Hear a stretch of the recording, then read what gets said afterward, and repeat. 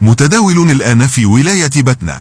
تم الآن توقيف المدع مروان الباتني من طرف فرقة خاصة للشرطة.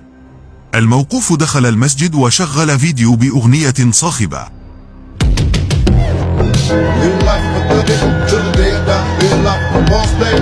القانون رقم 0109 المؤرخ في 26 من يونيو 2001 يعاقب بالحبس من 3 سنوات إلى 5 سنوات، وبغرامة من 50,000 دينار جزائري إلى 100,000 دينار جزائري، أو بإحدى هاتين العقوبتين فقط كل من أساء إلى الرسول الكريم أو بقية الأنبياء أو استهزأ بالمعلوم من الدين بالضرورة أو بأية شعيرة من شعائر الإسلام، سواء عن طريق الكتابة أو الرسم أو التصريح أو أية وسيلة أخرى.